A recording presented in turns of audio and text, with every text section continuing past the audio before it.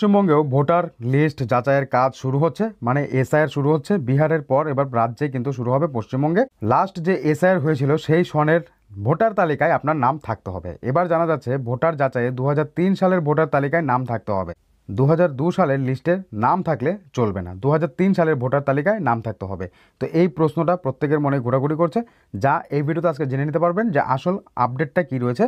আপনাদের 2003 সালের ভোটার লিস্টের নাম থাকলে চলবে নাকি 2002 সালের ভোটার লিস্টে নাম থাকলে চলবে, তো সমস্ত বিষয়টা আজকের ভিডিওতে জেনে নিতে পারবে। বাংলায় শেষবার এসআইআর হয়েছিল প্রায় 2 যুগ আগে, 2002 সালে হয়েছিল।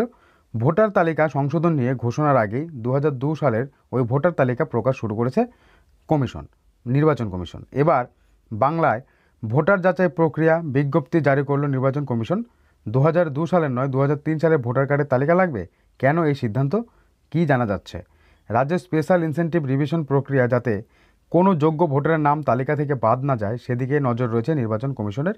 রাজারহাট গোপালপুরে 300 ভোটার কার্ড বিলি করতে গিয়ে ভোটারদের সন্ধান পায়নি কমিশন।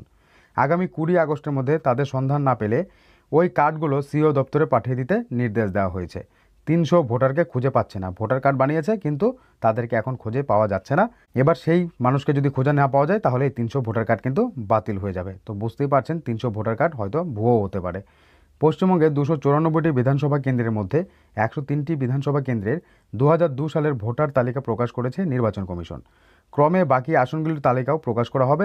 তবে এরই মধ্যে জানা গেল রাজ্যের 4টি বিধানসভা কেন্দ্রের ভোটের তালিকায় পাওয়া যাচ্ছে না। কটা? 4টা। অবশ্য একান্তেই ভোটার তালিকা না পাওয়া গেলে বিকল্পর বিষয়ে ভেবে রেখেছে কমিশন। কি ভেবে রেখেছে? এবার রিপোর্টে দাবি 2002 সালের এসআইআর পরবর্তী 4টি আসনের ভোটার তালিকা পাওয়া যাচ্ছে না। দক্ষিণ 24 পরগনার 1টি বিধানসভা এবং বীরভূমের 3টি বিধানসভা। আসনগুলি হলো দক্ষিণ 24 পরগনার কুলপি ও বীরভূমের মুরারই, রামপুরহাট এবং রাজনগর। তালিকাগুলি খুঁজে বের করতে জেলা শাসকদের নির্দেশ দিয়েছে নির্বাচন কমিশন। নির্বাচন কমিশন কি জানায়?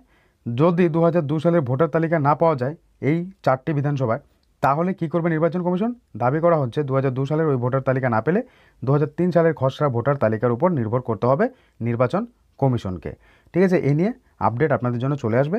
এবার আপনাদের যে প্রশ্নটা সেটা আপনারা এখান থেকে বুঝে গেছেন। আপনারা এই যে 4টা বিধানসভা কেন্দ্র, এখানেই কিন্তু তালিকা পাওয়া যাচ্ছে না কত সালের? 2002 সালের। তো এক্ষেত্রে যদি খুঁজে খুঁজে না পাওয়া যায় তাহলে কিন্তু এই 4টা বিধানসভার ক্ষেত্রে 2003 সালের ভোটার কার্ড দিয়ে যাচাই বাছাই হবে। আর আগের যে লিস্টগুলো রয়েছে, অর্থাৎ যে লিস্টগুলো প্রকাশিত হয়েছে সেগুলো কিন্তু সেভাবেই থাকবে, সেগুলো দিয়ে 2002 দিয়েই হবে।